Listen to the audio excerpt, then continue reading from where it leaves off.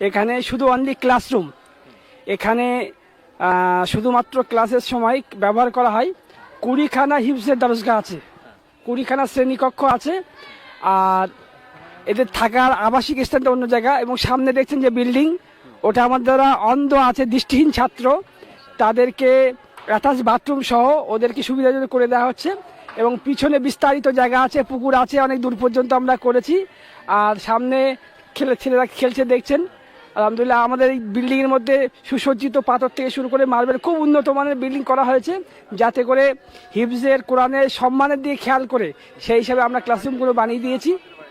আমাদের সামনে কিছু চাষবাসও হচ্ছে সামনে আমাদের ছাত্রদের জন্য, হ্যাঁ, মাদ্রাসার প্রোটিনযুক্ত খাবার দেওয়ার জন্য। এবং এই দারুল কোরআনের পরেই আছে আমাদের দারুল হাদিস এবং বিভিন্ন শ্রেণীকক্ষ, মানে যাতে করে আমরা পড়াটা এবং থাকাটা আলাদা করে হয়। যেখানে খাওয়া সেখানে আমরা ক্লাসরুম আর রাখছি না, আলাদা ব্যবস্থাপনা করেছি আলহামদুলিল্লাহ।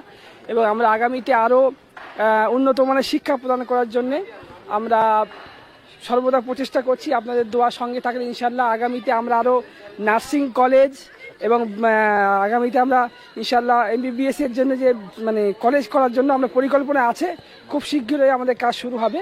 তো এরপরে এবারে আমরা যেমন বয়েজ মিশনে শুরু করে দিয়েছি, আপনারা যেমন জানেন মিল্লাত বয়েজ স্কুল, গার্লস তো আছে আগের থেকেই। এটা হচ্ছে আমাদের দারুল হাদিস, এটা পাশে ক্লাসরুম অন্য একটা মেয়েছেন। আর দারুল হাদিস আমরা ভিতরে যাব।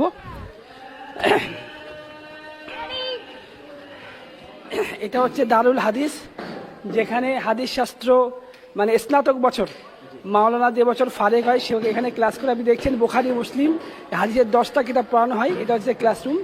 আলহামদুলিল্লাহ আমরা খুব উন্নত মানের এটা তৈরি করেছি। সন্ধ্যার পরে ইনশাল্লাহ দর্স হবে, পড়ানো হবে, সেটা আমরা দৃশ্য ধারণ করব। এখন আমরা বাইরের দিকে যাচ্ছি। উপরে যাবেন নাকি? আচ্ছা, হয়ে যাক পরে ইনশাল্লাহ।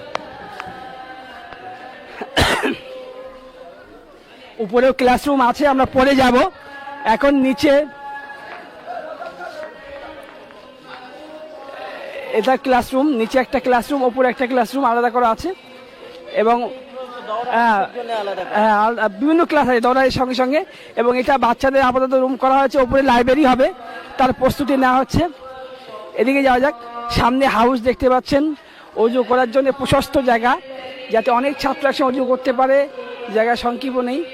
এটা হচ্ছে সামনে বিল্ডিং, এটা হিফজ ছাত্রদের আবাসিক হোস্টেল থাকার জন্য। এবং পিছনে ওটা ওদের টয়লেট বাথরুমের ব্যবস্থা করা আছে আলাদা করে হাফেজ, যাতে করে ওদের কোনো সমস্যায় পড়তে না হয়।